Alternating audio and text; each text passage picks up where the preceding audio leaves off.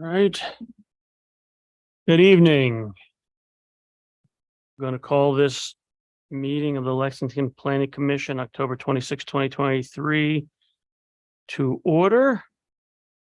We have Shannon Spencer and John Eastwood not in attendance this evening. First off, we'd like to get an approval of the agenda as we'd like it to be. Anything needs tweaked, added?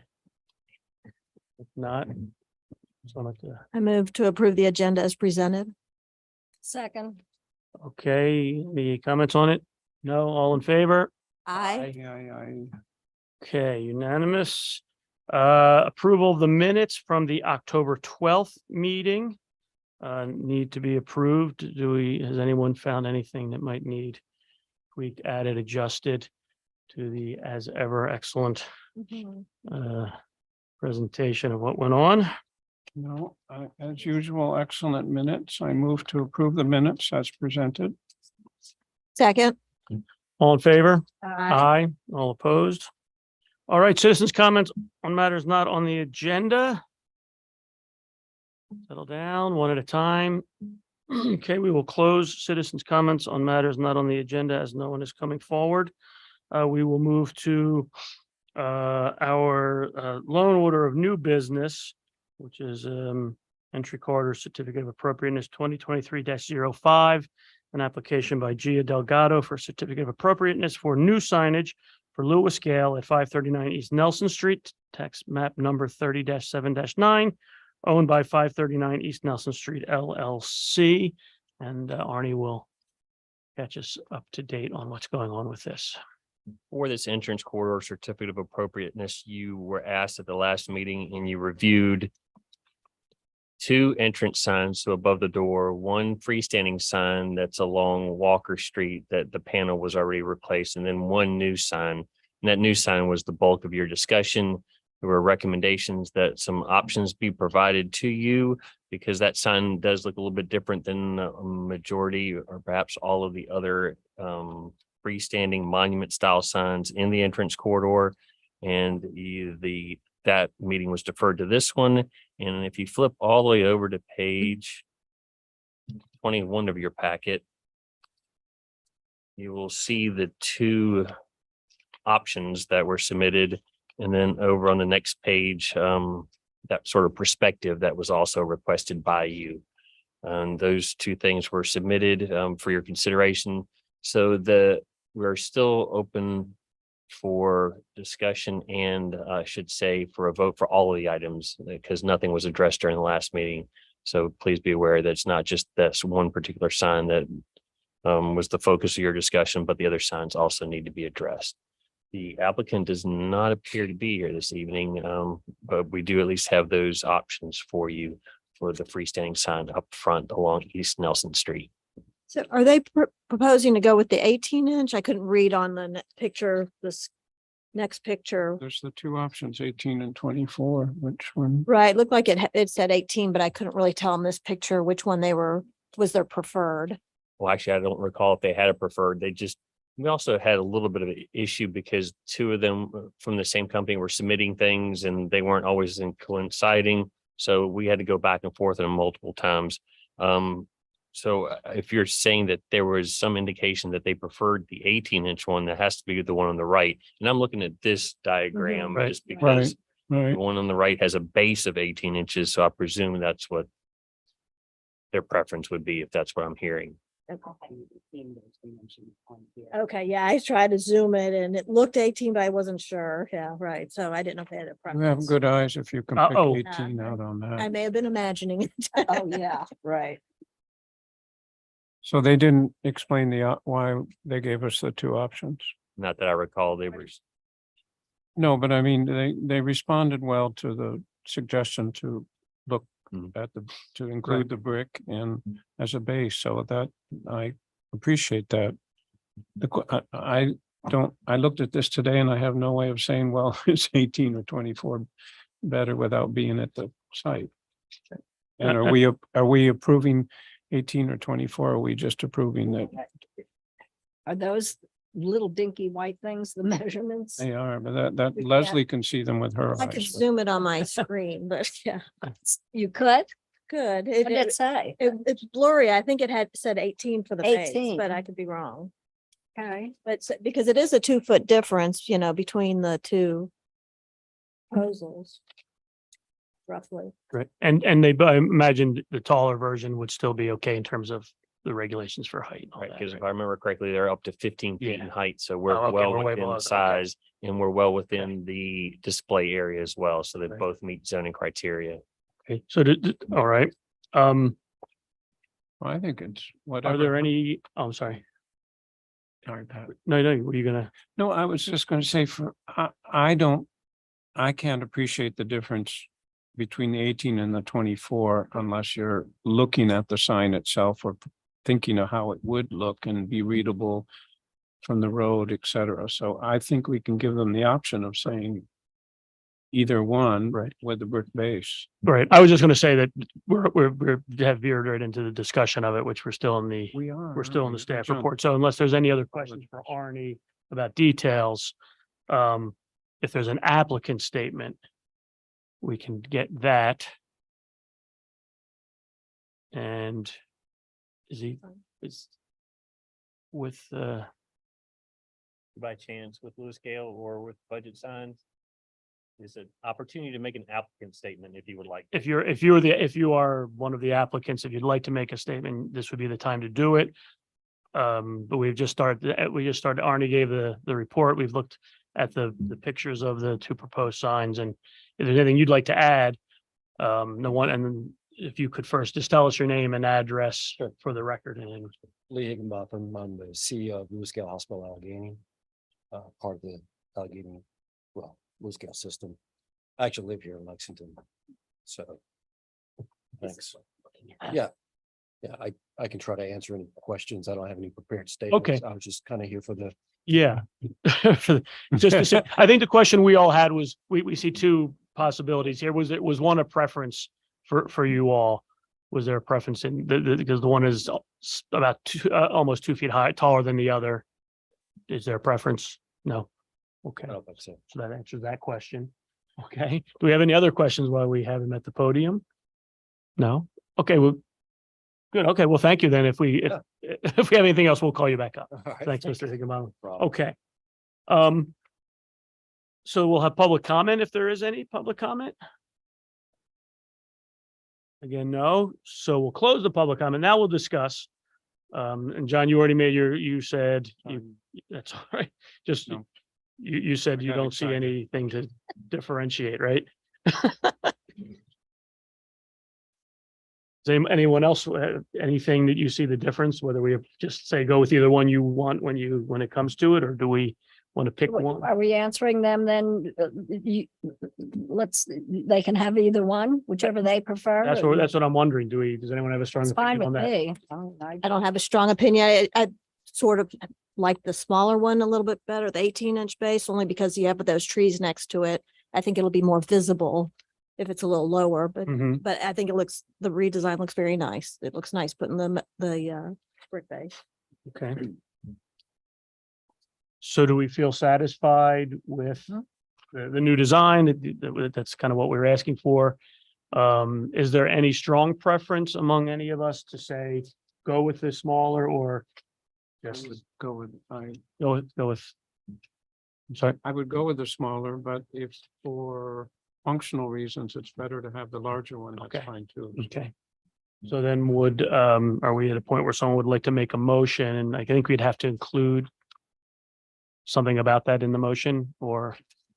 Correct, if you either include the existing signs that need to be addressed, but in this particular freestanding sign that you're talking about now, if you want to specifically state in the motion that they can have the option of either, or if you're actually going to choose Right. one over the other. Would anyone like to take a Sure. stab at it? Move to approve the entrance corridor certificate of appropriateness application ECCOA 2023-05 for the previously refaced signs and the new monument sign, either design as presented on page 21 of our packet for the signs at 539 East Nelson Street as proposed by the applicant. That makes sense. That work? I second. Okay. Motion and a second. Any further comment, discussion? All in favor? Aye. All opposed? Carries unanimously. So that takes care of that. Thank you very much. Mr. Higginbotham. Okay, so we will move on to the number 6, other business. First off, the discussion of our priorities, planning commission priorities for 2024. And do we have, Arnie, I think to think about, we like to ask you what would be best for us to accomplish tonight from your perspective? So what do we want to accomplish here as a group? What would be your suggestion that would work best for you to get your work done? Perhaps I'll just say that what we're planning on doing it from our last program is for the next item for in-depth discussion will be cottage housing. And as I mentioned, we had an application, even though it wasn't a complete application, we expect a complete application shortly from an applicant for cottage housing. So that would be, I would think, but you're now in the process of going through those priorities and trying to figure out what you might want to do in this next calendar year. But I would keep that in mind that we expect that to be an application by an applicant. So it would put it on a priority schedule. And then what is it that you want to do after that? And what we provided for you is sort of a maybe not the best notes, but our hot file notes, which may not always make sense even after I read them today.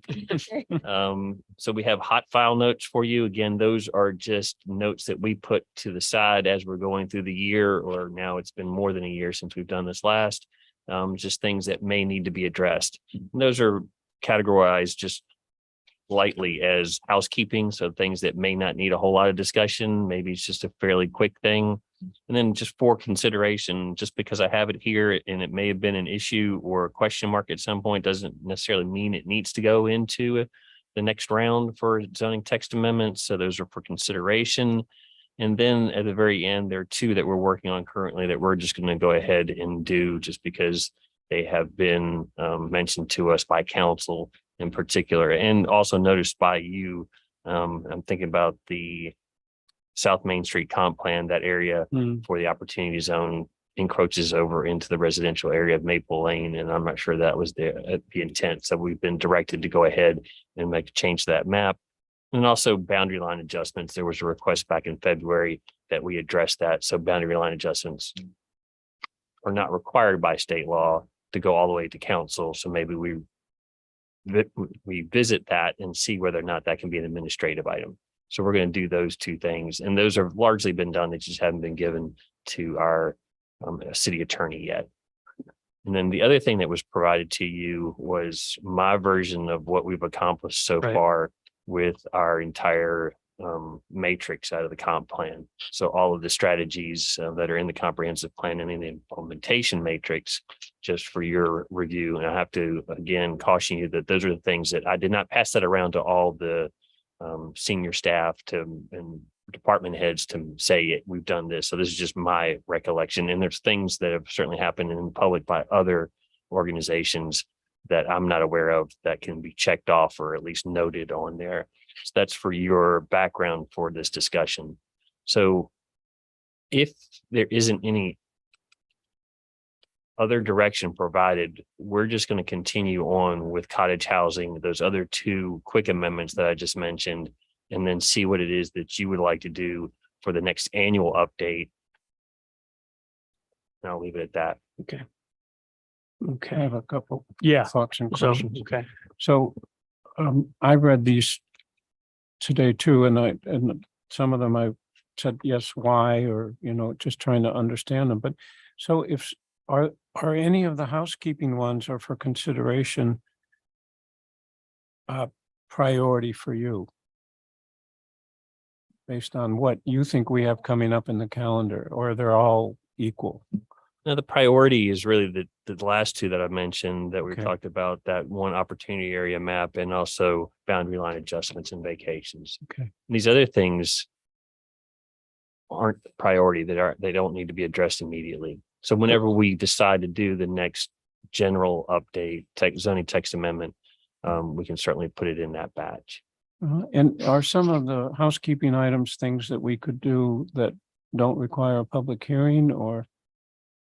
Anytime you would change or amend the zoning ordinance, be that the text or the map, it has to go through the public hearing process. And we did do Otherwise, it I'm- last time as a batch, right? We did Yeah. several at one We time. had Yeah. 15 in the last batch that were the easy quote unquote items, the more the housekeeping style. And Yeah. now we're working our way through the 4 lengthier items. Right. So I think maybe, looking at when you start looking at our calendar of meetings, if there's a meeting where it looks like we don't have something big on it, to cluster the ones, say that are looks like the easiest and try to knock them out as quickly as possible, I would say, right? And that's generally what we did last Yeah, time in so- the sense that we provided you with a list and you said, yes, we're going to put that in the bucket, or no, Yeah. that's not really necessary. We don't need to put Right. it in the bucket. And that's for both in 2 different buckets, perhaps housekeeping bucket, sort of the things that we can address fairly quickly and easily. And then is there something that's going to potentially take more time? So it's up to you on whether or not, I don't know if it's worthwhile for you to go through those now, since we're talking sort of a larger scale of Yeah. what it is that you want to take on. Well, I was in looking at it today and also the comprehensive plan strategies. Well, I was looking at some of the housekeeping items, Arnie, and realizing as ambitious or as optimistic as we would like to be, some of them do take longer than others. I mean, anytime we touch parking, Yeah, it takes time. So, you're saying also, if we're going to discuss some of these, are we making decisions or just discussing them where I mean, I'm concerned about whether the public needs to be here and then we have to Yeah. notify them ahead of Yeah. time. Yeah, they would be. Yeah, but what we're would be asking now, if we get into this discussion now, or if you want to do it at some other point, to go through the zoning text amendments that we have noted here, what we have done in the past, and I would recommend again, is for you just to go through them and say, yes, this is something you want to address in this round for text amendments, or no, we don't really need to do that this round. That can be put off to some future date. So and then we go through and actually do the amendment, have public input, and then do the public advertising, public hearing. So there's going to be plenty of opportunity. Okay, There's going to be some opportunity for Right. public input. So now you're just saying, yes, you want it on the list or you don't want it on Yeah. the list. Can we try a quick rundown on the housekeeping ones? Because it looks like the very first one looks like easy peasy, right? Yeah. Couldn't be Put that- simpler. We have be the simpler, wrong right? reference there. Would the second one about cemeteries, and we talked about that recently about the zoning of cemeteries, is this easier? Would this be controversial at all? This one? I would think it would be easy because currently our 2 cemeteries are zoned parks and open space. And on our matrix, it doesn't even say that it's an allowed use or a conditional use. So we Right. probably should go ahead Put that in. and change the matrix. So it says cemetery is a permitted by right use in parks and open space. So we wouldn't really be changing anything else about. What about the private cemetery, your question at the end, or allow private cemeteries in R1, which I think no, but are they allowed right now in R1? We need to just delete that one Yeah. because I think what happened is we have definitions for both of those things. And I think I found one of those in the matrix, but today I looked for both of them a little bit more thoroughly and found both of those being cemetery and private cemetery. So they're already distinguished. So I may not have been able to find the one that was in the miscellaneous, which is the private cemetery. So you can disregard that one completely Okay, because good. it's It's not allowed in R1, right? from my notes, a cemetery is a by right use in R1 and a private cemetery is a conditional use in RLC. That's how it's listed Okay. in our current. So it's a question, not worrying about the private cemetery portion at all. Right now, the 2 parcels that we have added to the cemetery, so parcel off of the backside of Houston Street that got added to Oak Grove, and the parcel that we just added to Greenwood Cemetery, that was Dr. Knox's old parcel. Those are R1. So either we, in the matrix, leave it as a permitted use in R1 and add parks and open space, or we just make it a parks and open space permitted use and then change the zoning of those two parcels that I just mentioned to parks and open space, if that makes sense. Yeah, that makes Yeah. sense. Yeah, it So does. that should And then be, strike the cemetery in R1. Yeah, which I think that makes sense. so should we What put do that you- on the list then? And put Mhm. that on the That's a list. good one. And I think we just talked about the third thing, right? The cemetery, private cemetery, right? That goes along with it. Is there a lot to the update EC design standards for reflect dark sky compliant lighting? No, it's not a lot to it. In 6.8, just as an example, if I can find it quickly, there are only 3 standards for lighting. And the second standard for lighting in the entrance quarter says lighting should be contained within the site and designed to limit spillover and minimize the amount of light that is directed to the sky. And we put something to the effect, strike that and make it dark sky compliant Yeah. lighting. Yeah. Quite simple. Let's put that on our list. We should be able to do that, I think, right? The changing of specialty food shop definition to include convection ovens. The allowed microwave oven, would there be much? Something we don't know about in terms of how people run restaurants and specialty shops, or would that be? Right. Let me read that to Yeah. you just so that you get a better understanding. Specialty food shop is not the restaurant, is not the small restaurant. Food shop is the use of land such as a coffee, candy, or ice cream shop where the primary client consumption is offsite with limited seating and the product is limited to one type or line of food service and the food preparation is such that, and there's 3 items, and one of them is about odors. And the second one says it does not involve cooking, but the application of heat by microwave or the boiling of water for beverages shall not be considered cooking for purposes of this definition. A convection oven isn't really, in my mind, much different from a microwave oven. So my thought process is, could we perhaps also add to the microwave oven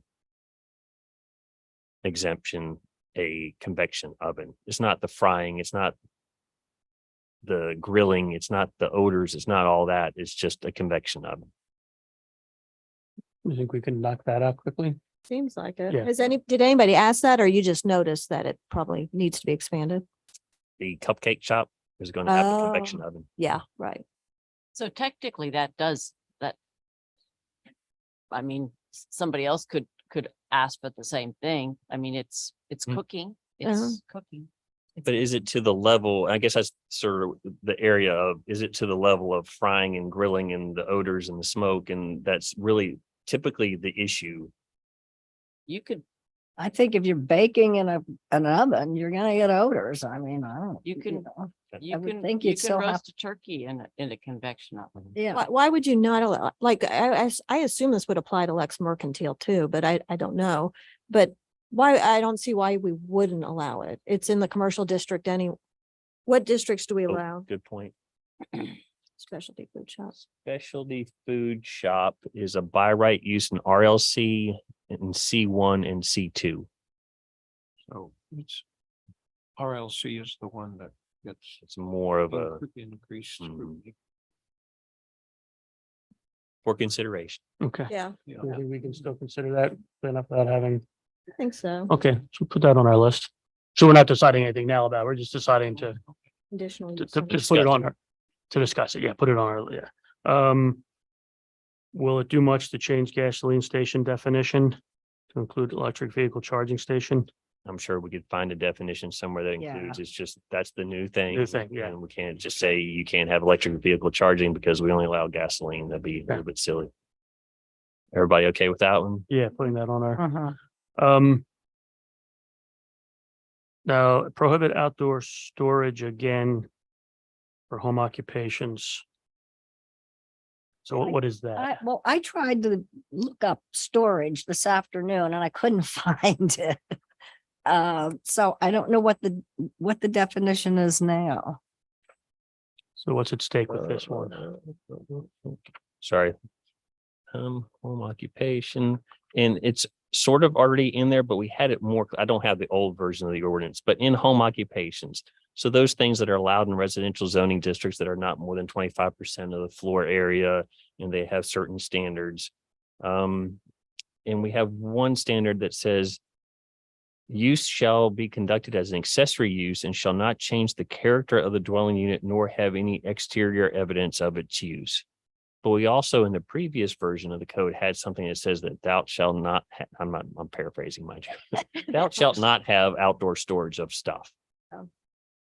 And if we think about the property at 711 Thornhill, where there's a lot of stuff outside, Mhm. that would just help. We're already doing enforcement there, but that something a little bit more clear than saying, well, just because I got stuff outside doesn't mean that nobody's going to see it because it's behind my fence, or, Right. it would just be a little bit helpful, maybe perhaps a little bit more clear if there was also an additional standard that said thou shalt not store stuff outside. But they could put it in an accessory building. Yeah, absolutely. Right. Because Yes, right. accessory buildings are one of the standards. You can do home occupations in accessory structures.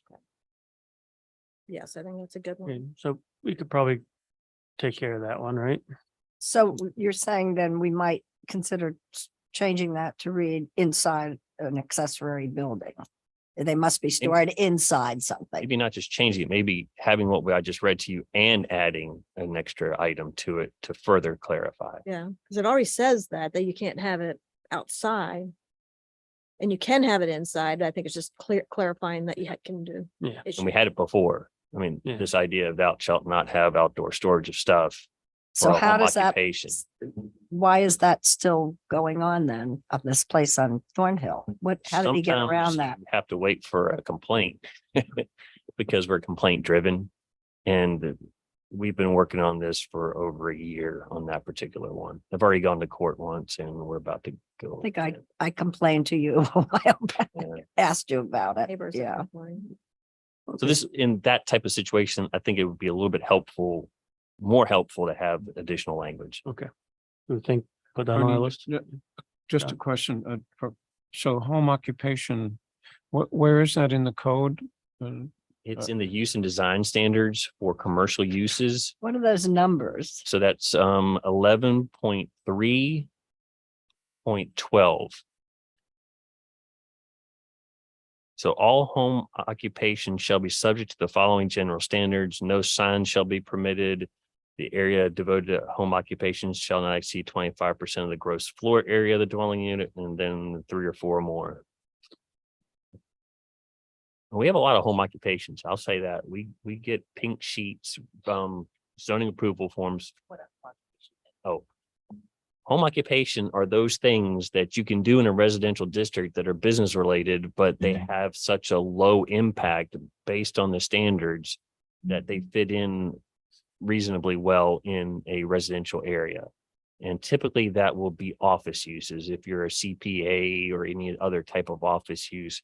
And then sometimes we also, because you're also allowed to do, use your storage area or accessory building, sometimes there'll also be something in an accessory building. And again, it's not more than 25% of the floor area. No merchandise shall be sold on the premises. So it's not about retail. We have had a number of people come in and they're selling things over the internet because apparently that's a popular thing to do now. Mhm. But they're not having people come by and visiting, and they're not, and all of their sales are done online and they're shipping. So it's not really a big impact. It's not like a retail store in somebody's back shed or in their basement. The type of and volume of traffic generated by a home occupation shall be consistent with the traffic generation characteristics of other dwellings in the area. Then I've got a favorite one. The equipment used in the operation of the business shall not create any noise, vibration, heat, glare, dust, odor, smoke, or smoke discernible at the property lines. So you can't do terribly much that's going to be offensive according to these standards. So it's a small-ish office commercial type use that is allowed as a home occupation in a residential area. And you could have customers, so to speak, or people, I mean, I don't know. if Not up to it comes, 5? You can. somebody come You in, not a can. customer buying, but Not for re- consulting or Not something. for like that. retail purposes, Not but for yes, retail, it says no. something in the definition, because for some reason, when we did the update, we have a class A and a class B, Yeah. and one allows you up to five Right. clients or customers at a time. Oh. So there okay. is in the definition, which isn't part of the use and design standards, but there is Okay. something in the definition. Okay, so I think that one we can put on the list to tackle.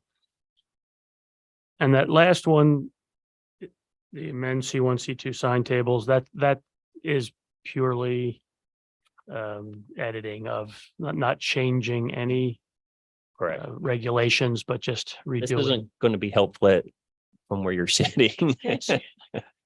But we have a table for the C1 and C2. But the problem is that on the lead in or the introduction to that section up top, it says in the C1, you can limited to displaying no more than 1 square foot of signage per foot of business frontage. And in no case shall any business display greater than 30 square feet of signage per building street frontage. I've noticed that people skip that because it's in text and it's not part of all the other regulations. So I would recommend keeping that there, but then adding the same language into the table Mm. so that it doesn't get lost. Yeah, that's good. Okay. Sounded like- So it's not a okay, so- substantive thing. It's Right, right. organization. Yeah, and we've had those before where it just makes it easier to deal with. you know. Explaining, because those last two is where I had a question mark. So- So it looks like every item on that housekeeping is something that we think should be the non-controversial, non-terribly substantive, but just, right. Let me Yeah, ask, would right. you, so would you put the change the opportunity map, or that's a comprehensive plan amendment, though? Yeah, I was gonna say, would you put it there, but that's a bigger deal only because it's a comprehensive plan amendment? But we could have those travel together if you wanted to, Might as well, I mean, that's a pretty easy one to fix. or we just go and do that now before you get to this list, Yeah. however. you- Yes, right. however you Well, I want. think if you're Yeah. saying this is more important, Yeah. the map change, yeah, do that and then do the, yeah, and what about the other one you had under, that you said was pretty important, the, amend subdivision Yeah. ordinance. to yeah, allow- right. Because Where- we've had those requests. We could either Yeah. hold up on those two and bring them together with what we're talking about now. Or we just go ahead and do those two things separately. And Yeah. again, that's the map amendment for the opportunity area for Maple Lane. And also the boundary line adjustment thing to make that a. Yeah. And so did city council basically say, we don't need these coming to us anymore, the boundary line adjustments? They and haven't said that vacations? yet. There has been an observation that they Okay. don't need to go. They don't need, there. legally, they don't And need the to. mayor and- asked me to look into a. Right. And, right. And to think, and I always think Matt Tuckler would say, what trouble would we run into? What would, Yeah. who would say, no, we need to go, the whole 9 yards? Is there, We've done a little spreadsheet for all the surrounding jurisdictions. 1 or 2 still go all the way to the council or board of supervisors, but most of them don't do Right. that. It's a ministerial thing. right, So either it can come to planning commission and not go to council, or it could just rest with Right. staff. Because that's Right. allowed in the state statutes. So sometimes, if it's ministerial, it really doesn't need to go to council for the Mm, politics and the discretion. And so it Would- should stop before that. so But wait, but we could keep it coming before planning still? good. I guess my only concern on that is if, yeah. I could see some places where I'd want to see a vacation, especially if it's like city property that we're vacating and giving to someone else. Would that have to be? That's separate. Okay, I'm all sorry right. for not Well, then I clarifying that. So I'm only talking about an instance where the boundary line is getting adjusted between 2 properties, just like we did with the cemetery. Oh. So that one shifts over a little bit. You still have 2 parcels. You're not creating additional parcels. And the other one is where you're vacating a boundary in between parcels that you own. So Okay, this has nothing to do with abandonment of rights of way or vacating anything else property. This is just about minor changes to the parcel map. that sounds good. Okay. So do those two first and then the Yeah. housekeeping? Is that the Yes. recommendation? I think that sounds, I think that's, I- Yeah. Please. And there's actually, depending on when you want this started, there is some pressure for me to do the boundary line adjustment one Yeah. because somebody else is waiting for that to happen so that they don't have to file Yeah, an that- application. yeah, so that's what we mean by saying what's best for you. I think try to do those as Okay. first So, off. so we'll, as Yeah. from what I'm hearing, we'll just continue with those Yeah. two Mhm. separate, and then Mhm. we'll figure out what else needs to be added to this list and figure out the timing for the list that we're going through. Okay, yeah. I don't think we want to go through every one of the for consideration things, right? Right now, do we, Well, or do we want to talk anything of bigger picture items? I had a suggestion on the review of the strategies, because it's so So we should- that maybe that could be pushed back, or in what would you like to hear the thoughts now, or? Okay. yeah, and it might be some of the bigger picture ones, might be ones where we want to have all seven of us here anyway, you Mhm. know, so I don't know. So yeah, so John, tell us what your Well, thoughts on your dome. So my premise there's two types of review I was thinking. One is review for strategies that the planning commission can address as part of our normal workload. So those would be normally in zoning or land use decisions. Can you think of other ones, Arnie? No, because there's, that are there that we would look at strategies which we say we think are important in terms of the planning commission's activities. So that's one kind of review. The second one is recommended strategies that strategically support ongoing initiatives by the council or a partner that needs to be addressed.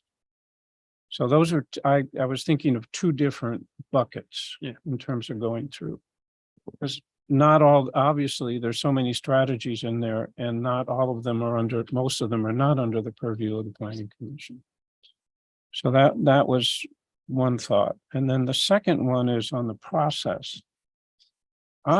In going through here, and I appreciated the updates, and they're rather brief. And I think it might be, and one other approach we could consider is, rather than going through them as a list, could we review them by section in the next couple meetings or months and say, okay, which ones are a high priority? So let's do housing one meeting, green infrastructure another meeting, land use another meeting, and then you can have a more thorough discussion on them. Because right now they're kind of the way we go through these now, and we did this before, and it was a rather a random process. Kind of, I like this, but I don't like that. But so that's a suggestion for us on how to do it. So I thought if tonight we could agree that whatever process makes sense, but to be a bit more thorough than just going through a list of strategies. And for our new members that haven't been on this, weren't part of this, there's a lot in here. And even I'm reading them, and I know we struggled to come up with clear language, and I went, what were we thinking? So I would suggest, that's my suggestions. We think about it, two different buckets, and that the process is do one or two of the, do green infrastructure and housing one meeting, and transportation and land use another meeting, however we want to do it.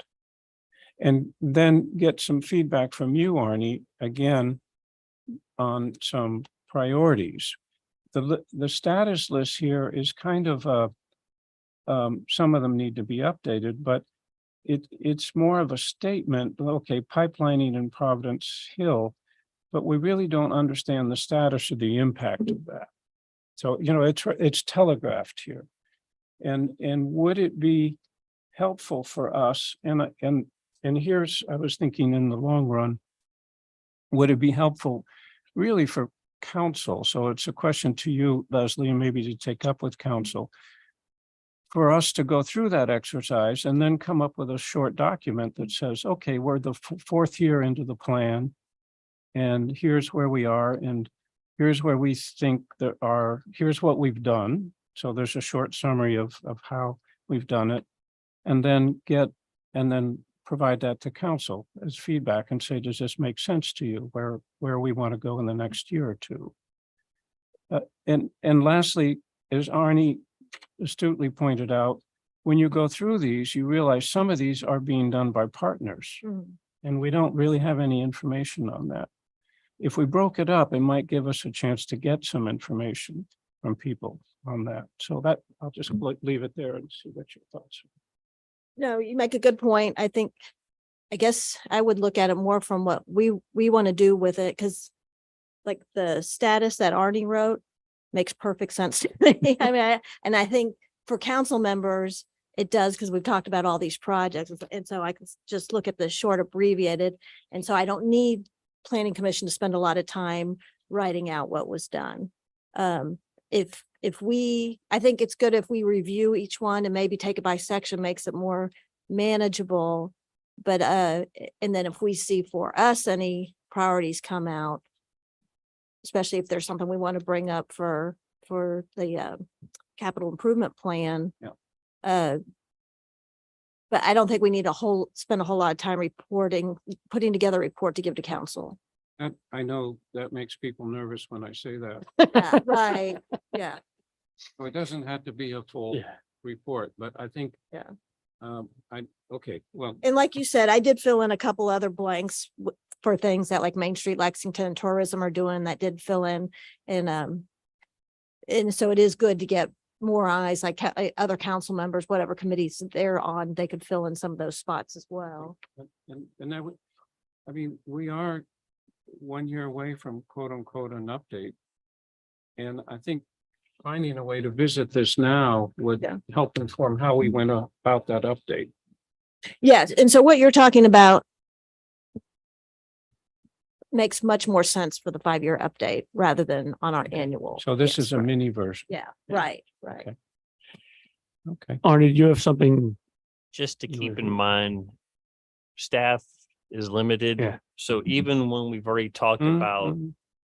the two things that we're going to do, Mhm. and in addition to the cottage housing, in addition to maybe a quick rundown of the list that we want to update in the next annual update, and maybe even add some more things to that, there aren't too many strategies that, at least on staff, yes, there are other organizations that can help out with the implementation of the comp plan strategies. I just want to make you aware that No, there's I- not too much extra capacity, if any, to do a whole bunch of extra to try to address some of the other strategies. So I'm also wondering if this one, how much will it help council now for the CIP for next year? And then also looking forward to that 5-year update, which can be something as simple as, hey, we reviewed it, it's good, because we did such a massive update last time. So there's going to be, I guess, perhaps some direction from council needed on how much of an update they want to do, and ultimately how much money do they want to set aside for that if they want something more than just a quick and dirty update. The state really doesn't give us much direction other than update, so it doesn't say to what level. And Right. clearly we did when we went to great lengths in Yeah. 5 years ago or 4 years ago. So after now entering my 7th year, I'm fully aware of staff issues and limitations and respectful of that. So as you know, I've helped in extra ways Yep. to avoid that. So, I'm just trying to find a more systematic way for us as planning commission to go through this and have the discussion Yeah. among ourselves. And because it is a lot for Arnie and Kate. And I think if we broke them up into the sections, and then we could each focus more clearly on us, on a section that week or that. And anyway, I'm repeating myself.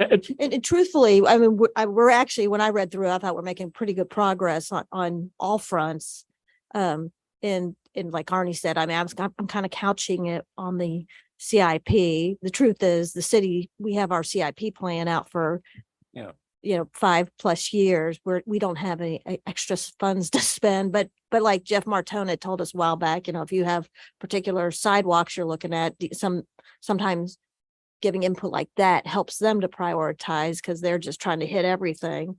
But So are we in agreement that we could break this up into sections? And that would also give Shannon and John a chance to be here and to go through them in more detail and have the discussion among ourselves without overburdening Arnie and Right. on that.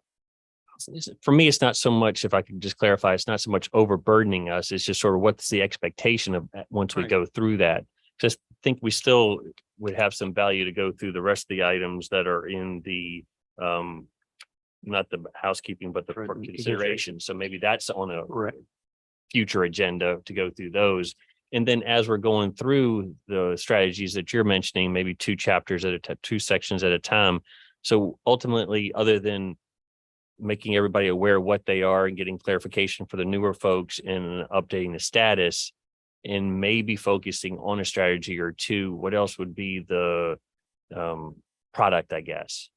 I think after the discussion that we would have on each one, we would have a summary of what we've done in that strategy.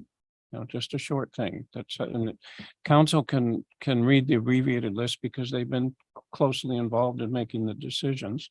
The public hasn't. So something short to describe what happened would be good. And I'd be happy to work with you, Arnie, on that if that would be helpful. And then we could say, okay, among those strategies, these are the ones that we feel should be addressed in the next year or 2. The timeline is tight, but I'll also offer up the annual report that That's gets drafted up and goes to council, right. generally the second meeting in January. And some of you may not know that we do an annual report. So in that report, it's really a 2-page quick thing. So maybe, and I'm not sure we have time because we have limited meetings in December and November, but if we could maybe blaze through, that's my term, I don't know what it means exactly, but if we could quickly go through these in the next 2 meetings and then have something in the annual report, is that, or do we need more time to do something a little bit more in depth? I would separate them myself. Right. So what the question I have right now is, we have to do in the 5th year, we have to do an update by law. We have to somehow look at it. We have 2 more meetings this year, right? We have one in November and one in December. We already have, we may have some hearings to do. I don't know if you can look ahead to do we have anything in November, December? But if we're going to start in on cottage and we have the housekeeping ones we just did, and that'll take, could take a whole meeting to do those, even though they're kind of easy.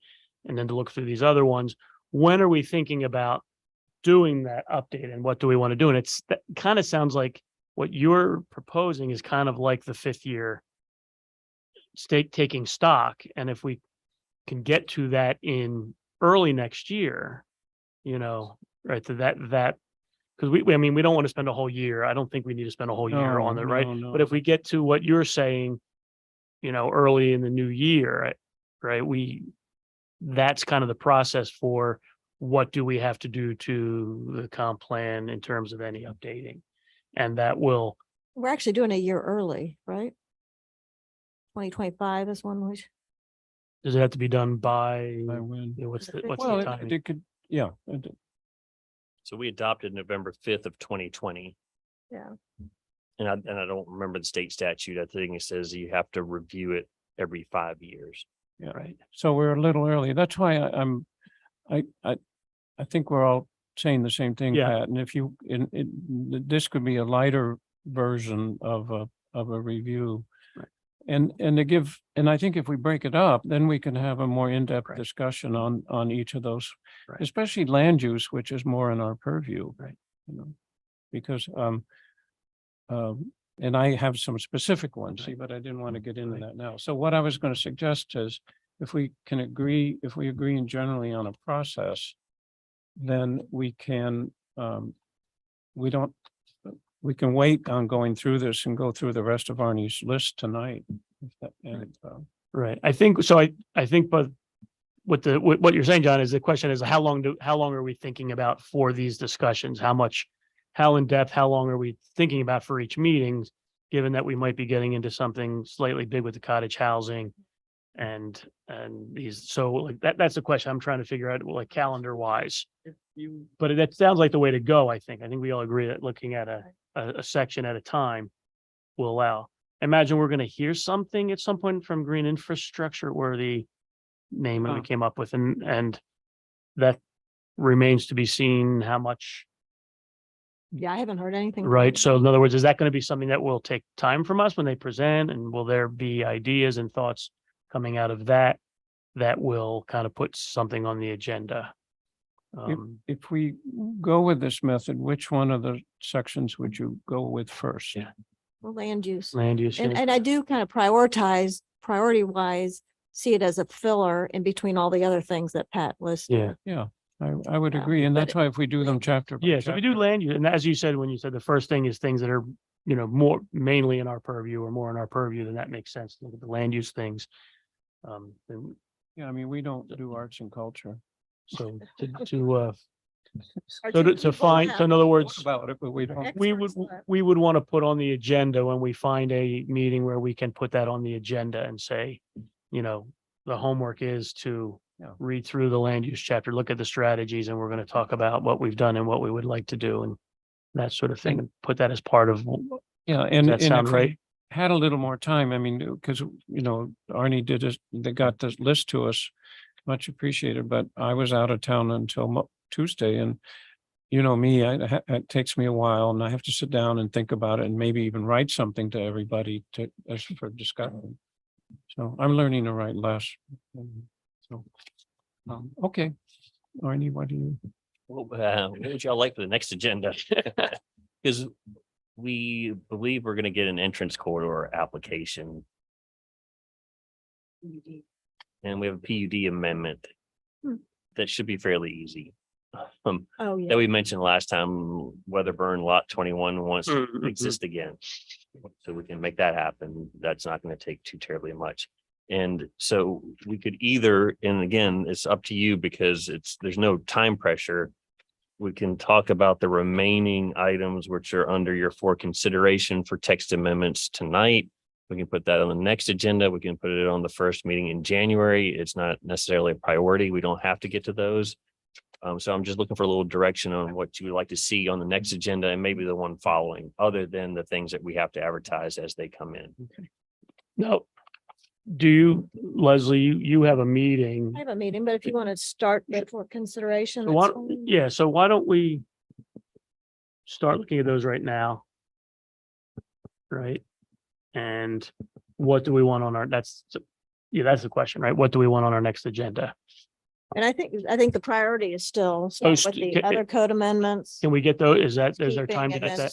Yeah, those are separate, that we will work on those Okay. regardless of what direction you give Right. us on. And so will they be in our next meeting then, or is that too soon to No, advertise them? because I haven't gotten those to city attorney for review Okay, yet, so so- that still needs Oh, to okay. occur That might be can we get that in December, the one early meeting in December? potentially. Potentially, I can't okay, promise, but potentially. okay. So we could. You want to pick a chapter Talk and talk work about on it? land use at the next meeting? Sure, if we'll have time for that. We'll I have mean, and there's one, no preparation by staff on that. No, That no, is right. us. No, we can do it. Great. Right, yeah, We can do it. and we can also we can do two things. We can actually give you the agenda a couple days ahead of time, which I haven't been doing for your review, but we can also add it to the agenda for the next meeting and the meeting after. And if you don't get to it, fine. Or if you decide at the beginning of the meeting to change that agenda item and not, that doesn't help you with the homework that you've prepared for that particular chapter, but you do have flexibility on how those agendas. Yeah, it's just giving enough time, because if we've agreed that if any of us want to submit something ahead of time, which I think is useful, we said by Tuesday. So if we get the packet that's why this week I couldn't do it. I couldn't do it. So. But that would be, okay. does that work? I think I just lost the thread of what we were saying.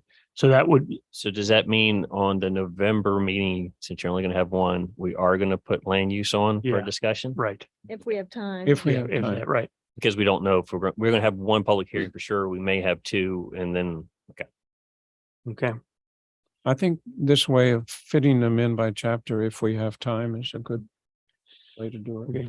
Should we take 15-20 minutes right now and go through some of these and say, put them on the list or not of the easy ones? Is that the idea?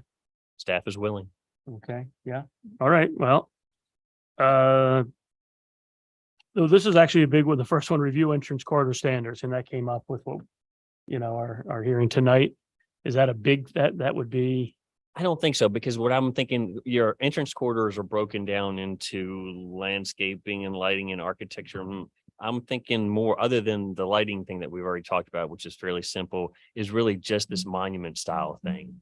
Because there was, oh, sorry, I also called Bill Blotter, Oh, yeah. and had a nice conversation with him. Because as you noticed in the last meeting for the Lewis Gale facility, that sign didn't look like all the other signs, mainly the bases, because all the other bases, if you start looking, which I finally did, up and down that corridor and even along South Main Street, is they all have a brick base. Some of them may have been painted over. Building material. Some So- of them had stucco because their building was Right. stucco. Okay. So do we want to actually put that into a standard? So I'm not talking about the entire entrance Okay. corridor and all the standards that go for all the 5 subgroups. I'm just wondering out loud if we want to attack just the freestanding monument style signs to require a brick base, because that was not included or it was not codified. Bill said he had money from council just yearly, and he also had a grant. So he went and worked with all of the different companies, had help with design from Fraser and Associates, and then paid somewhere around 5 to 10,000 for each sign. So it was a no cost item for the property owner or the business owner. And he was able to get those signs reduced, because we actually, we should have brought some of the pictures or photographs. Shannon also sent me the link to Fraser Associates. They still on their webpage still have that as an example of one of their projects. And if you look at the photographs of the signage before, 20, 25-foot tall pole signs, just ugly throughout that whole area. And now with the monument style signs and landscaping and some, not street, but sidewalk improvements, it looks far better aesthetically now than it did. So it would be a little maybe remiss if we didn't at least codify, if you would like, the monument style signs to have some sort of brick or masonry base to them so that they stay uniform.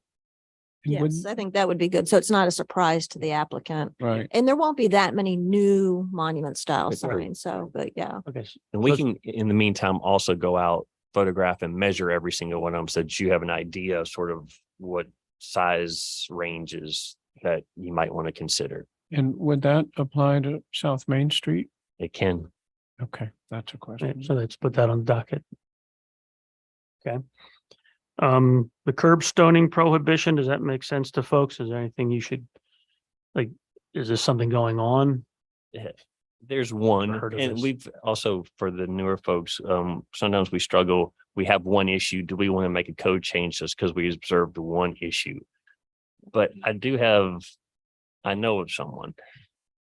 And he likes to put a vehicle every 6 months or so, or once a year, twice a year on South Main Street, even though he doesn't live on South Main Street, and offer that car for sale.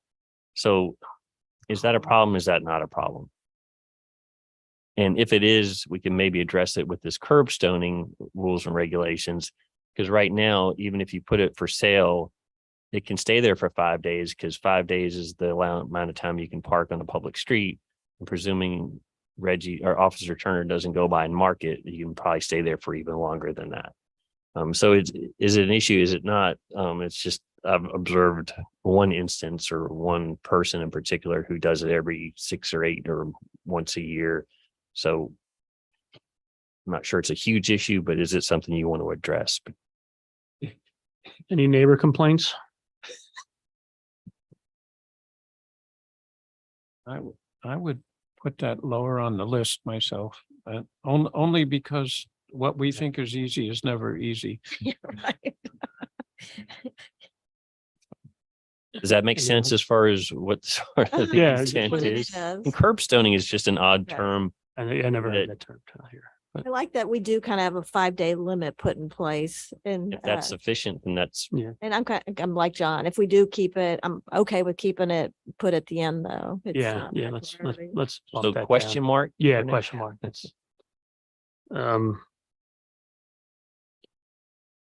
the Yeah. only require first floor dwellings in C1 as a CUP. I'm not in favor of that Yeah. one. kn- I would prefer to just rezone it to RLC depending where it Yeah. is, I hate to lose commercial space. Right. This is just an observation that in the first floor of the C1, so downtown proper, where we're trying to save our pedestrian areas, storefronts for something other than residential use, because when residential use goes in, it's kind of dead space. It doesn't have that energy. It's not enticing or attractive to pedestrians. So that energy that we want to create, that kind of goes against it. We also have streets in the C1 zoning district that are not really highly pedestrian retail oriented. So it's just a question of, do we want to go through the process of figuring out which streets we still want to have the first floor be a conditional use permit for a dwelling unit, and then maybe not require it for other side streets, if you will? Or as Leslie's saying, no, we want to have the control and make sure that we're not going to lose too much space, be it office, be it commercial, potentially to residential uses, because we are seeing that to some degree. I mean, the conversion, Where's an example of? can you Good give me example one? would be, is it the Sloan House that's owned by the Rockbridge Historical Society, right across from the visitor center? Mhm. That building that's been for sale for quite Yeah. some time. It had a tenant in it, Conservation Partners, and they've been out for 2 or more years and they haven't been able to sell it. So I'm not sure, unless another office type use goes in there, what could go in. So would that be a problem if that went to a residential use? Because apparently it's not really viable, at least from the observation that nobody's purchased it, nobody's gone in it. I don't know if those are owner issues. I don't know if those are building issues, but that's one that's just, as an observation, has sat there for quite some time without a commercial tenant in it.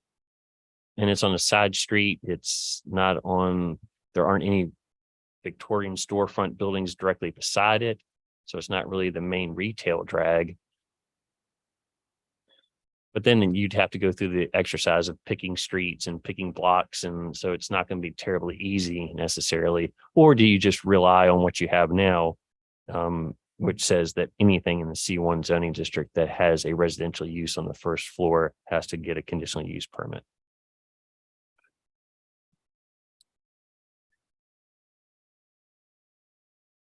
I And it's hear- actually more than that. It has to meet certain, it has to meet criteria Right, as far right. as the front space The does front have to be space. Right. either a lobby for a apartment or an active commercial space. There's some screening requirements or separation requirements in there as well, correct? I'm not hearing a whole lot of support for that, so Yeah. I'm either going to Yeah. exit or question mark it, Yeah. whichever And one you question prefer. mark it, right?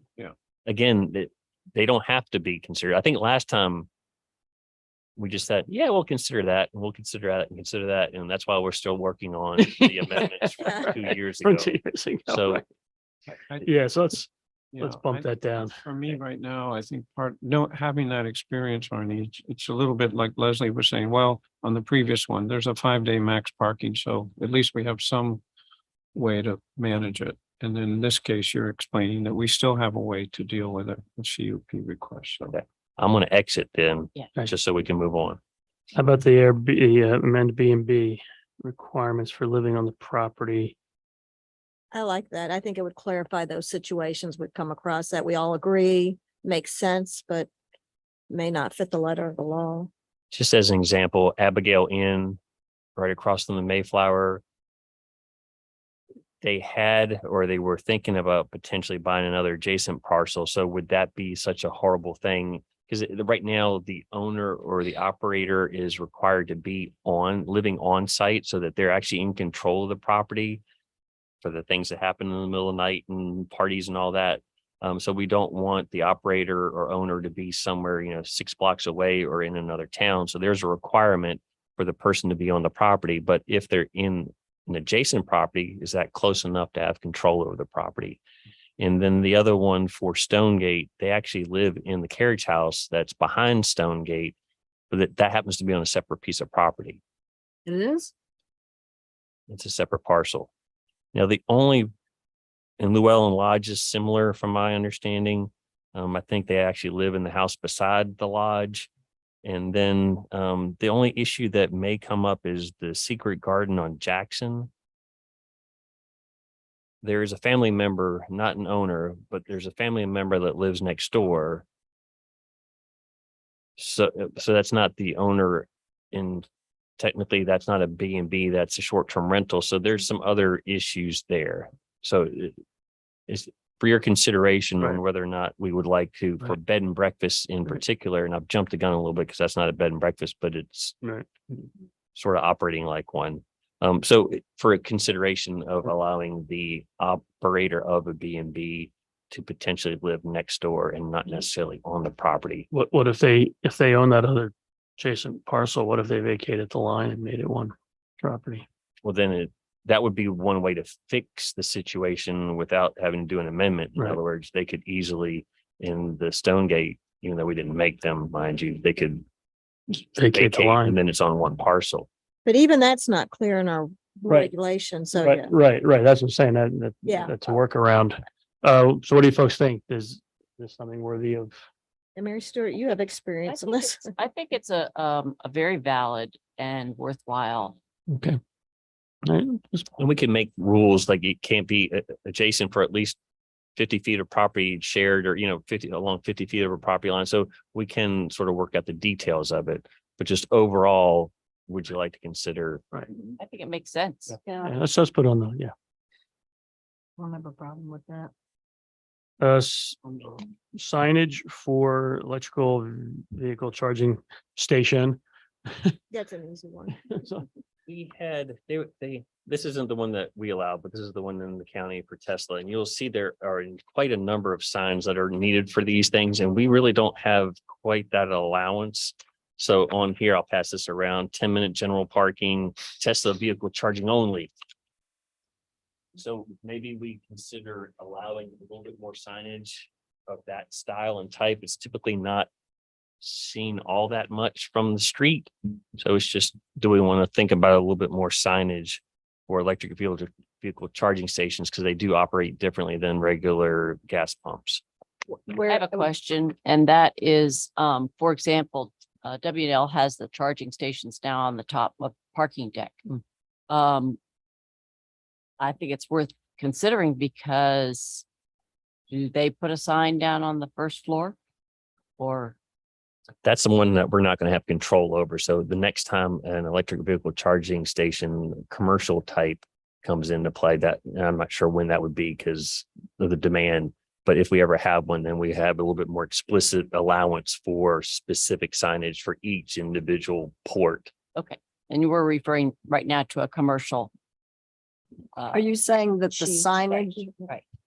is right here or, by the charger versus we're not talking out on the street or? Right, correct. We wouldn't be, yeah, it's just for each, because they operate differently in the sense that they need to tell gas guzzlers not to park there, or they can Right. only park there for 10 minutes. So Right. we really didn't have that much signage allowed in our sign code currently for an electric vehicle charging station. Yeah.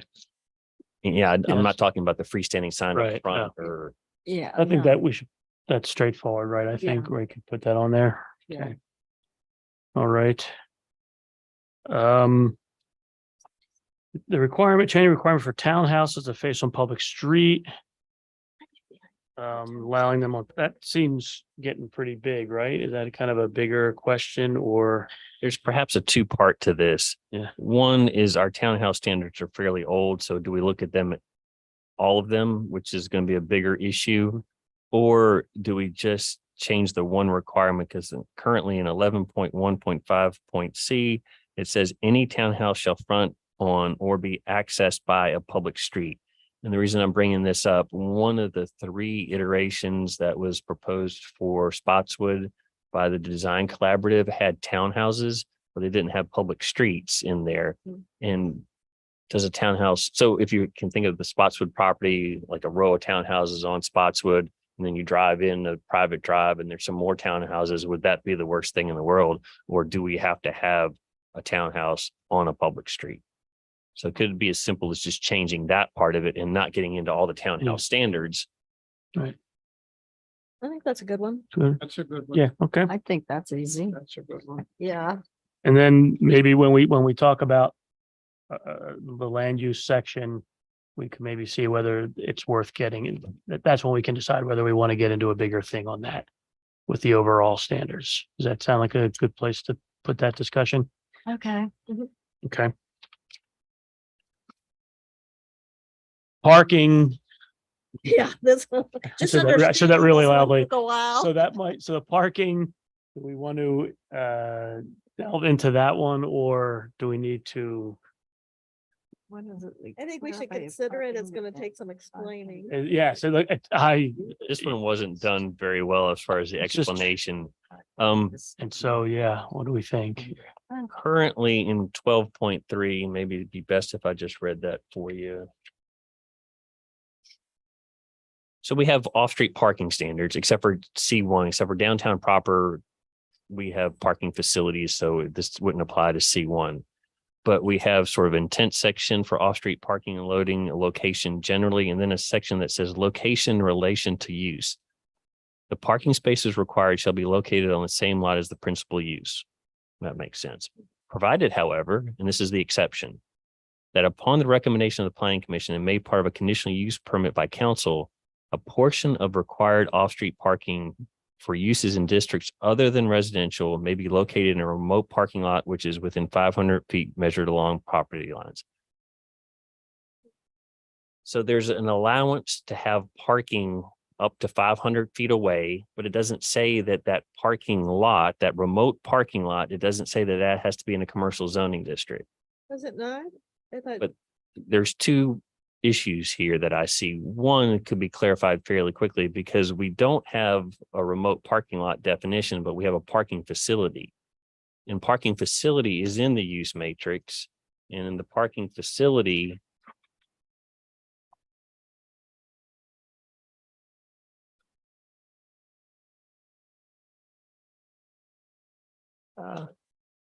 it's in the miscellaneous. Parking facility is allowed as a by right use in the parks and open space and conditional in RM, conditional in RLC, and conditional in C1 and conditional in C2. So maybe it's just as easy as saying that it's not a remote parking lot, but a parking facility. Then we have the standards that we need and where it can go as far as districts. So that's the main point, is really this remote parking that's allowed 500 feet away from the principal use, where can it go? And the reason it came up is actually in two instances. One was with Paul. He had a C1 zone property. He was required to put in 2 off-street parking spaces. He just went across the street into a residential zoning district and was trying to find parking there, but that's not a parking facility. So I just needed a little bit, it'd be helpful to have a little bit of clarification that where this 500 feet. So what type of zoning district the parking lot or parking facility can be located. Does that make sense? And in another instance, we had a short-term rental, a person trying to apply for short-term rental registration. They were missing 1 parking space. They were in the middle of a residential area. They were trying to argue with me that, well, I can get one of my neighbors to provide a parking space. No. So it'd be helpful to have a little bit of clarification on this 500 feet and where specifically that 500 feet can occur. I mean, this goes back. We've dealt with this before, haven't we? I mean, we had a specific case. I remember now that it was A little bit in the short-term rentals where there was an allowance through a conditional use permit to not mar the public street of the historic district. You can find within 500 feet. Yes, so we have dealt it in a certain way before.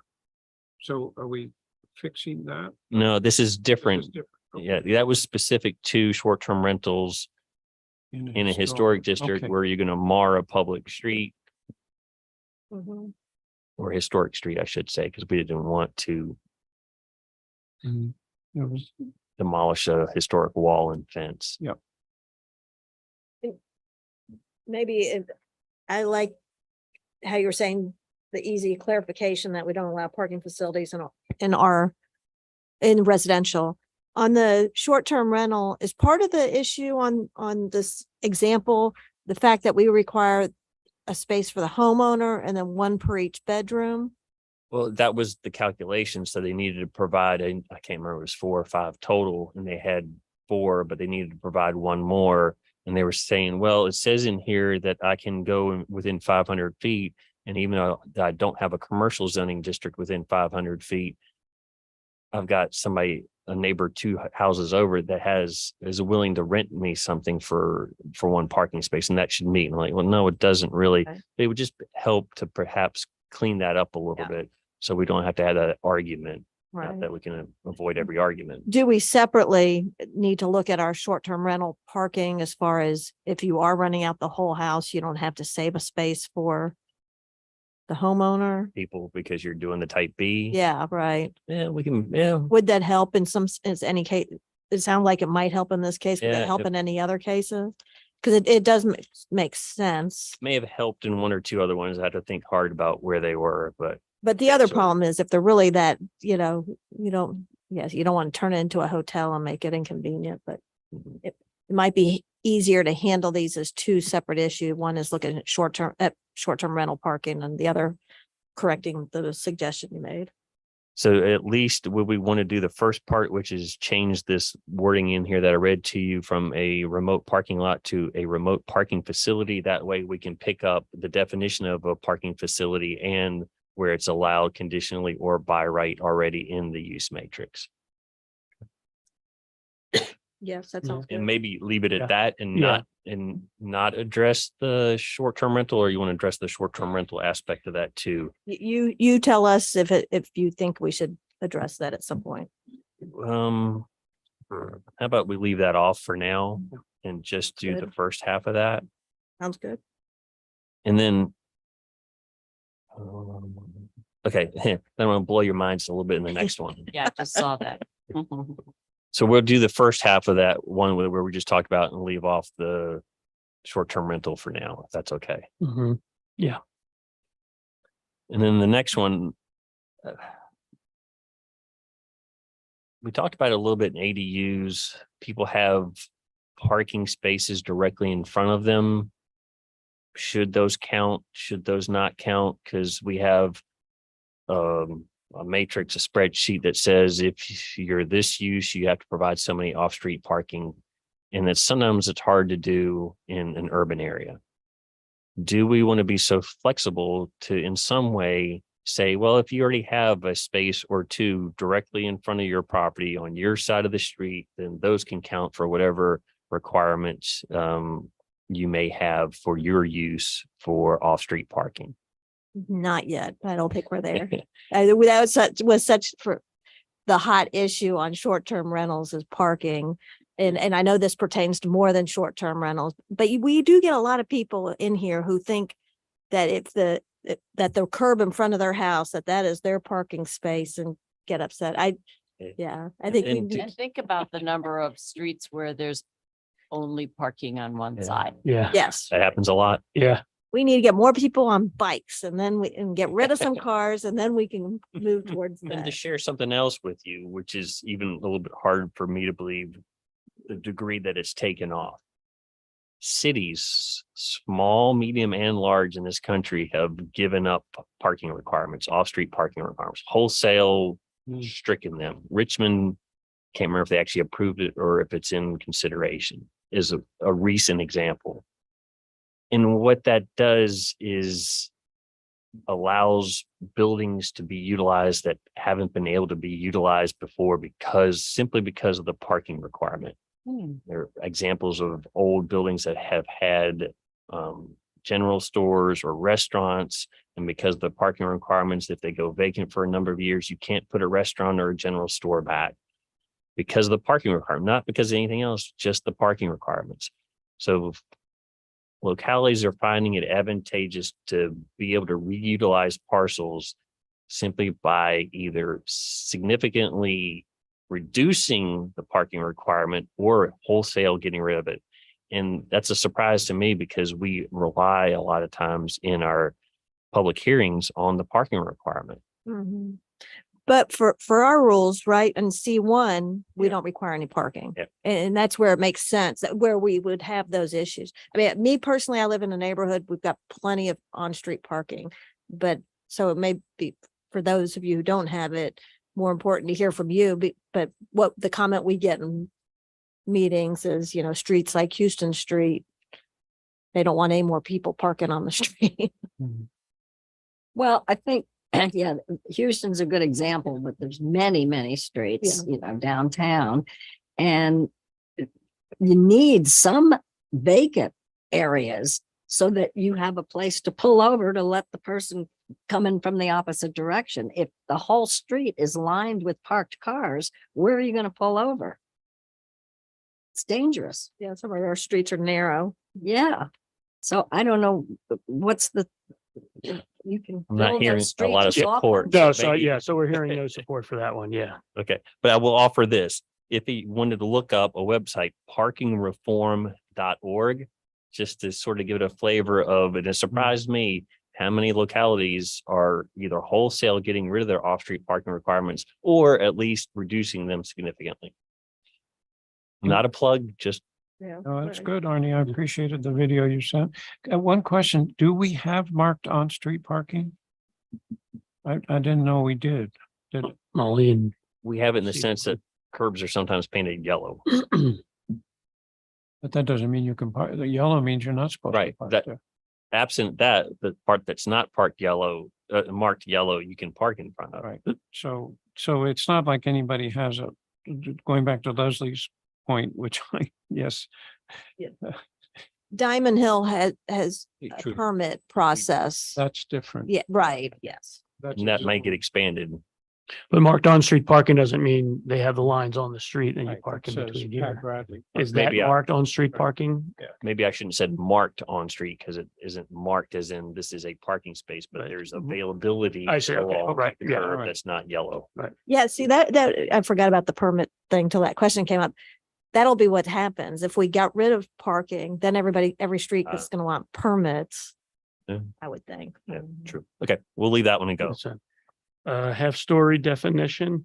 We found out in ADUs that we have a strange definition. Well, it says the half story is a half story, a space under a sloping roof, which has the line of intersection of roof decking and wall face not more than 3 feet above the top floor level. I think it was Lee or somebody else as an architect said 3 feet for a knee wall. If you're used to going into like a dormered space and the knee wall is only 3 feet, that's not a whole lot. So maybe we bump it up. I think BV has a definition of up to 5 feet. So the knee wall can be 5 feet tall, and then the slope comes in. And then the other part that I didn't read to you because the definition goes on, and this is the part I don't understand. And in which space not more than 2/3 of the floor area and the ceiling next above it. I don't know what that means. I don't know if we didn't get a complete definition down or what happened, but I don't think it would hurt to revisit that definition. Where do we use that in height requirements? I'd have to do a You don't have search. to, you don't have, don't research it. If we need the It definition. would have been in we check ADUs, it. but we changed that, so Right, yeah, it's not right. there. So I don't know specifically where we have another half. Okay, I'm good with changing it though. Yeah. but That's a good point. What would it actually impact? Mm. We okay with the Yeah, view on that one? allow concessions specifically for public park and recreation areas. Because Row wanted to start back up with the concession stand in Brubaker. And we didn't say no, but it's just would be nice to have something in the code that says that's actually a permitted use in parks and open space.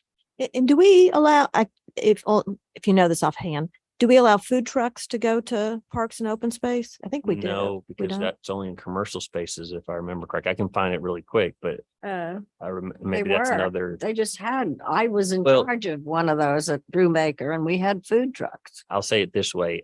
It's not in the zoning for food trucks, but what we exempted was an event, any city event or Oh, city okay. sponsored Oh, event. It was, Yeah. so it said at the top, events, then you don't have to follow this food truck stuff. But if you're a Oh. food truck coming in to the city on a daily basis or a weekly basis, not part of an event, Oh, then I'm pretty sure we limited it to just commercial zoning districts. So you couldn't just Okay. go to Jordan's Point or Brubaker and set up on those dates that's not an event, a non-event date. Okay, I was wondering if that might tie in with this, but I think what your suggestion is good. Everybody okay with Yeah. adding that one? Yeah, That might create some discussion. It's not gonna be perhaps a simple one. It might create some discussion and input, but we'll add it.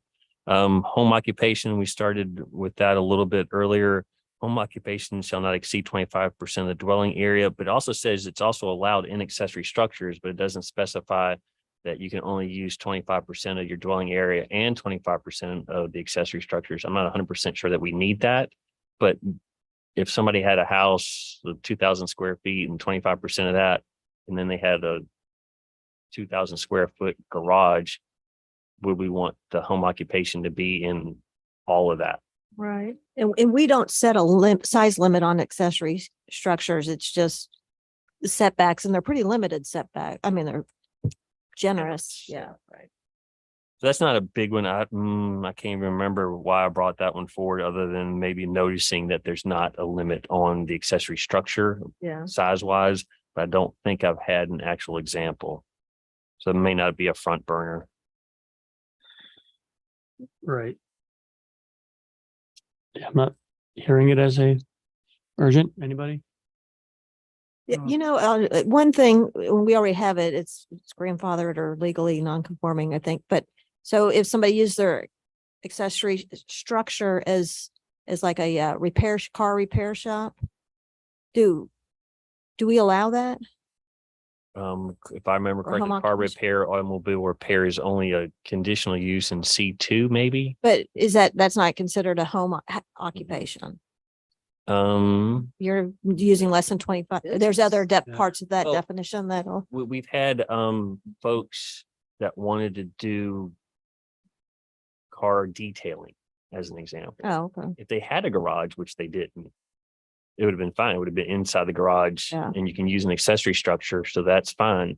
It's when it's outside that we don't allow it, and we're going to further not allow it or make it clear in the other item that we discussed earlier. Yeah. So if it's a detached structure, because there's also some other things in there about storing hazardous materials, which I would think gasoline and transmission fluid and brake fluid and all those things would be, but that's inside the house. That doesn't apply to an accessory structure.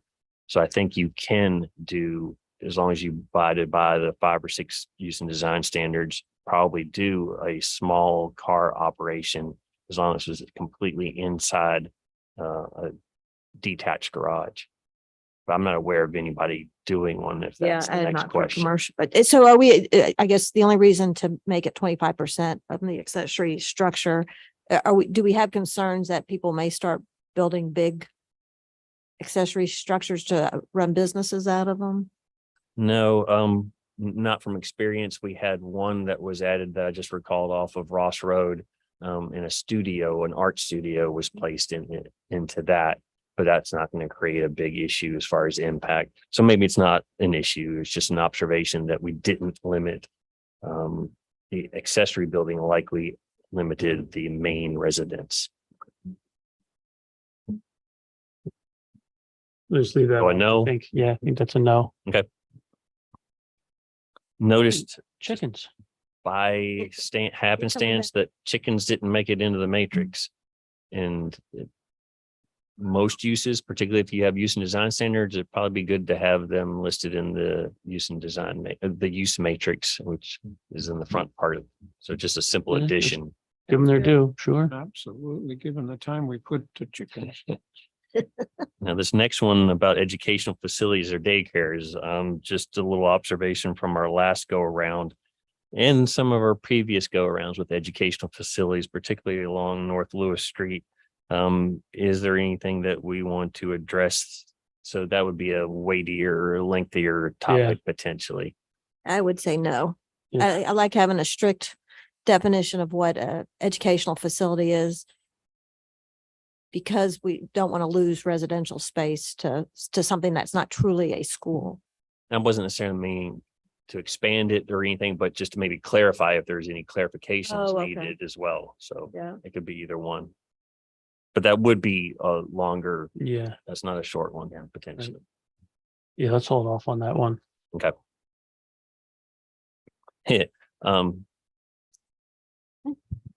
We've had 2 requests for mini warehouse, and I'm talking about the mini warehouse. That's the 1-story thing with the drive aisle in between and garage doors.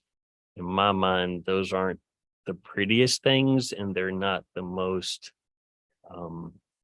as far as land use goes, they're not the ones with the most investment in them. So in our comp plan, I'm paraphrasing heavily, we should utilize our property to the fullest extent. And I'm not sure, or at least in my mind, I'll say that a one-story storage building, again, the type that you would go and rent storage space from, is not perhaps the best investment, not perhaps utilizing our property to the fullest. And one way to potentially not allow that is to at least require it to be a two-story. And I'm not sure if you've been to larger jurisdictions where they have storage facilities, but they're multi-story and they're quite nice. I'm not saying that just because we make it 2 stories, we're going to get a nice one, but at least we wouldn't get that really low investment level 1-story storage place. Where do we allow them? Yeah, Just the commercial areas? where would it, where Where would we put them in? where does someone want to put one that, Within Lexington. C2, behind Sheets? C2. Yeah, yeah. Distribution, where's my mini warehouse? Mini warehouse is only a conditional use in the C2 zoning Yeah. district. So we had that request behind Sheets, which is C2 up against the cemetery. So it would be facing onto and directly across from Evergreen. And then we had one in another zoning district, which was not C2, so they would have to rezone that property. I like it being 1-story. Yeah, right. Right. That's the one. I think I like the low profile better. It probably, I agree, it doesn't look nice, but I'd rather have it 1-story than 2-story. Or it doesn't even need to be. It was just, this is an observation for me because Yeah. of, thanks for reminding that Russ came in and talked about the one up on the hill behind our shop, Public Works shop. So we don't limit the height at all on them, do we? Mm-mm. I can read you the definition as well, but no. No, that's okay. So this is just my way of Yeah, thinking of how do we address the comp plan that says you should utilize your property to the fullest and maybe avoid getting something that's not terribly. They're kind of dead space. I mean, Yeah. it's kind of dead land. I know. And but the unfortunate thing is we actually need it here with the colleges. And I'm There's a high demand for them. Yeah, and for me, it's the low level 1-story, Right. minimal investment kind of thing. Could that not go onto a county property that doesn't have sewer and water Right, and all the right. other things that we have that could make that property appealing for something a little bit more than 1-story? Right. And you But need the pretty good traffic. The access. 2-story, if you had a 2-story one there crossing that cemetery, that would really Look bad. look bad and change the character of I the should've- cemetery. And Again, we can't guarantee what it looks like unless we put design standards in a conditional use permit. But there are some surprisingly nice looking right, indoor storage. right. I don't think we'd get that in Lexington. No, I think we'd get a big old metal building. and There was one company that called about the parcel behind Sheets, and that's what they do. Oh, I mean, it's a tough place to put something. I don't know what other Yeah. use there is for that back there, but if we make that cemetery look like it's on the back side of, right. that's not good. Right? I don't think. So that's, I'm hearing a no. I don't- I like the idea, Arnie, and I appreciate your rationale. I'm just not sure what the economics of it would be here. Whether anybody could do a 2-story. Well, They might say, can we do 3? Yeah. that and was, then- sorry, how did I write it? A minimum of 2. So I'm trying to avoid the 1. Yeah. I'm trying to Right. avoid the lowest level of investment. Well, you're right. But what if they want 3 or 4-story? We can still, You can still put in a in the height. use and design standards or in the definition, we can still address that. Yeah, But it was interesting to me because there is a demand for storage. Mhm. Otherwise, we wouldn't have had 3 people. So there was a national company that had some realtor inquire about that for a multi-story one. So Well, so if we don't do anything though, then are we gonna be stuck with something? That's the thing. If someone wants to put it and we don't have something, it's still a conditional use permit, but we don't have specific use and design standards. right, on what So- basis could we say no? If someone comes in and wants to put For one, general health, safety and welfare. Little broad. That's kind of broad. I mean, that's, in other words, do we have to do something? Right. I mean, I should put design standards. That's a good point. you know, I mean, otherwise they're gonna say, you can't say no to us on this. Like, The well, on design what basis? standards You know, like, require what are we? 2 stories. Standards are good. I mean, if we care about that part of town and saying, what are we putting up next to this cemetery, that I think there's just been a, you know, a big interest in an investment in trying to make it a decent sort of place. And that would help a developer that comes in with the thought of a 1 story, or, hey, I'm at least going to have to put in X amount of landscaping because they're Right. now requiring it, or Right. minimize the number of entrances, or Yeah. maybe have some standards for fencing. Yeah, So that would at least get them to think about what sort of minimum Yeah. investment. So maybe it doesn't become, maybe it becomes about using design standards and not about number of stories. Right. Yeah. Good. Landscape. Okay, is that one Yeah. we want to put in? It's probably going to take a little bit more time, Yeah. but we can certainly find some sample language from other places and hopefully not have to craft too much. Okay, so that's a yes, not for stories, but for design standards.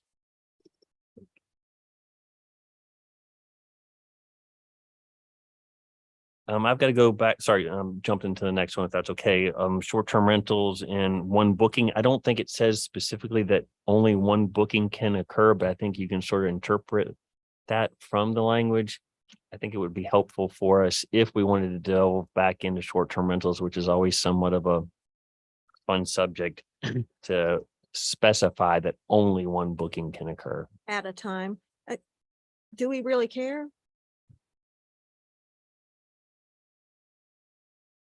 I think we do. And Otherwise, it's a bed and breakfast. otherwise, like say you're a type B, you're not there and you've got 2 rooms to this group and 2 rooms to that group.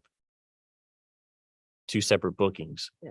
As opposed to 1 party that's in control of the rental and they're the ones, because we have to have 1 person that's at least the primary, not Contract. resident, but Yeah. lessee guest. Yeah. Okay. yeah, I think that, Yes, only 1 booking. yeah, Yeah. That may not be a hard thing. It may be easy just to sort of clarify and shove something in the language and maybe it won't be that big of an issue. So we're okay with at Yeah. least yeah. putting that on the list for consideration. I think I confused myself on the next one in 1 section. Oh, how much longer? Oh, wait, this is the last one. This Never is mind. it, yeah. I just realized what time we were. We got In got Leslie having section- that other meeting, so. I agree. Section 4, we have a limitation that fences over 7 feet in height in residential districts. And then in another section, which I sometimes forget about because in the update in 2016 and 2017 is when we added the landscaping and the buffering section in 14. So when people call up, I've been telling them, hey, you've got a 7-foot maximum height, not realizing we added in 2017 this idea in section 14.8 F that it's 7 feet maximum in residential, but you can get a conditional use permit for anything over that. But there's no standards for, there's no maximum on that either or standards for that conditional use permit. Yeah. And the same thing with the commercial, you can go up to 8 feet in height and over that through a conditional use permit.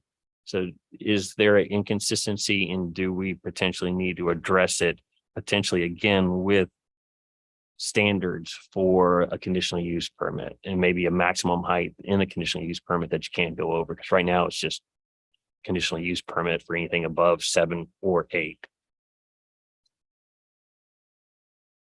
So if I wanted to put a 9-foot fence up, I'd have to come in for conditional use permit, but there's no design standards. Right, so on what basis would we say, no, you can't? So we, So you could put up a 20-foot one, I guess, if you neighbors agree. Do we get more than 7 feet in residential areas? Do you get requests for that? And here's the problem, because I had forgotten or didn't realize that that section was in 14, which was added again in 2017. I have knee-jerk reaction, go up to section 4 about yards and fences and C7 and tell them 7. And they may not know that there's, and I'm not telling them they can get a conditional use permit for over that. So I'm not sure, is the question, Have I had requests for over 7 feet? No, Yeah. not that I can recall. And then I'm telling them 7 feet. So if they just call and ask, well, okay, it's 7 feet, and then they go on, they don't say, but I really need 8 or I Yeah, really need 9. just think 7 feet's pretty reasonable in a residential. And if, say you back up to Brubaker, that's zoned separately, and that I think that has a different standard, so you could put up a taller fence, right? You, I guess Brubaker would have to put it up. Right. but- yeah, The city would have to put it up. on their side, and I'm not sure that that's so likely. Yeah. I did. So I'm also getting a little confused because I immediately go through, we only have standards for fencing and landscaping separation when we have multifamily next to single family or residential next to commercial zoning districts. But that's not the question. It was more if you can put up a taller fence based on having parks and open space next to you. Yeah, I'm just trying to figure out why you would ever want more than 7 feet. When would it make sense that you'd have a legitimate reason for having more than 7 feet? So yeah, if you're next to an apartment building, maybe, or next to a playing field, maybe. If you're along Houston Street and you back up to the Spotswood apartments that are about to be built. Yeah. Hmm. And I could see if they wanted, they could put up a taller fence. So maybe, yeah, having that, we could make it conditional use, but then we'd have to put the design guidelines. Some kind of Design design standards, standards along with that. I standards. guess that's the question really Yeah. is, well, and one, do you want to keep a conditional use permit for anything above 7 or 8? Keep that in there. Yeah. And if you Yeah. do, it probably would be helpful to have some standards for Yeah. somebody to understand what they should, Right. Yeah. or what the parameters are. Right.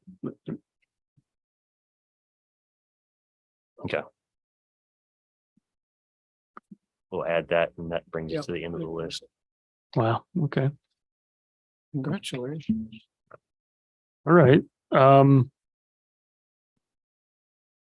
Could we move on to zoning planning report? Is there anything? Can I get just a clarification? Okay, yeah, where are we? on- Yeah. I think I know the answer. When would you like, not this advertised, when would you like to talk about the things that we just talked about more in depth? At the next meeting? It's gonna take me a little bit, Oh. it's gonna take me a little while, and then also the land use chapter. So I'm trying to figure out when those two things come back to you. And so I think we put the land use chapter on the next meeting, if you have time. Right. And that gives me a little bit of time to actually package this up Right. I think it's up to you. for I think the it's up. December, because again, it's not a front burner. So we'll package this up for you to have a better look through. Right. Right. I mean, I think it's kind of up to you on this because you're the one who knows when do we have to advertise for the things you have to advertise and how much time will it take you to. And Get you're up to gonna that get stage. everything we've just gone through in both sections, again, housekeeping and the things that we just went through a little bit more thoroughly in the format that you've seen it before, which isn't helpful for some of you. So you'll get it on a page. This is the issue. This is the current text, and this is the proposed change, and this is sort of the impact. So you'll see that before we go to any sort of public hearings or anything. So modify that to adjust it as needed. Yeah. And just keep in mind with December, we'll have a month gap in between. So if there's, so if you want to push anything off that you think we need to really remember, might Right. push it off to January. That Because of the makes fog of the sense. holidays. Yes, exactly. Yeah. So, yeah, I mean, that I think is kind of up to you, I think. Right. It You're the we one. may not bring that back to you then until Yeah. the first of the year. Right. Okay. And I, And in a way, sometimes the concentration helps to move it faster. yeah. Yeah, right. Spacing it out. And Because so it's that- fresh in your mind. So that gives us each the homework of thinking land use section of the comp plan and the strategies for next meeting, if we have time to talk about that, right? Maybe we should send out an email to everybody for sort of a reminder, but for the two folks Yeah. that are missing, Yeah. perhaps make them aware that they should peruse the land use Yeah. chapter. Is there a report, zoning, planning report, anything? Two quick things. We already mentioned this, but you can expect a complete entrance corridor certificate of appropriateness application for the Rockridge Square improvements. Pack and Mail and the old Ugly Dugs, they started doing some improvements by ripping off the front of that building and painting without coming before you. We've been working with them since at least July. and they submitted an application, but it's not complete. And talked to the owner again the other day, and we expect something from them soon. That may be on your next agenda. It may not.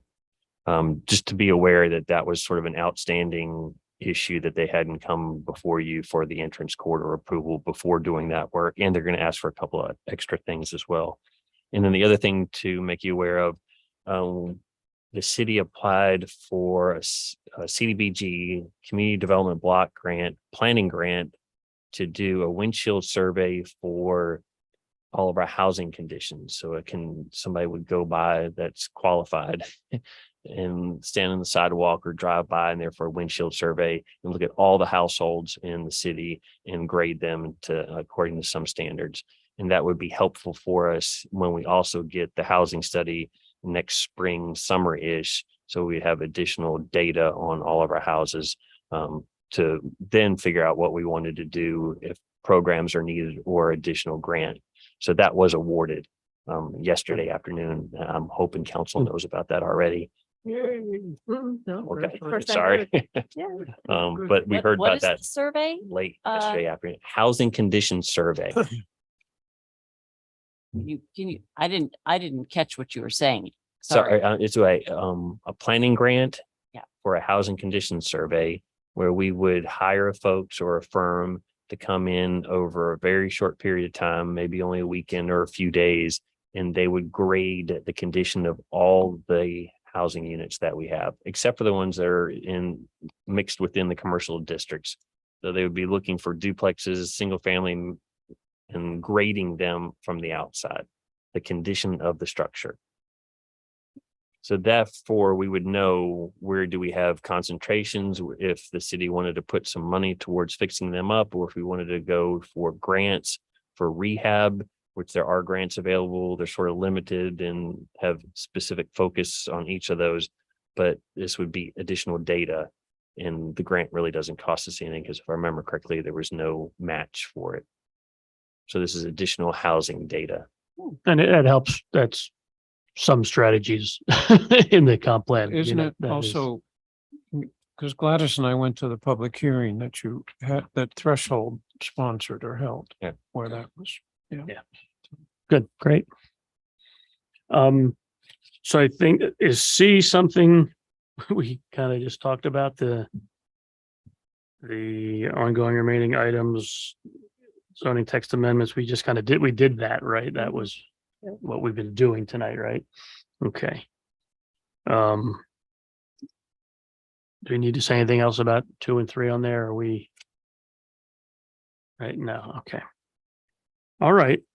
Then I think we go to city council report. City Council met last Thursday, October 19th, and there were a couple items of business you might be interested in.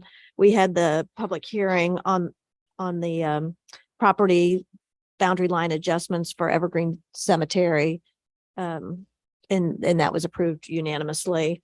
And then we read through a draft of some financial policies that limit or regulate how much of a fund balance we have, unassigned fund balance we need to keep, and how much debt we can have. And we have pretty tight limits right now, and we tightened them up even more. And that went back to those recommendations we received from Davenport Financial to just put us in a better position to get a good bond rating so that we could borrow money at a lower rate.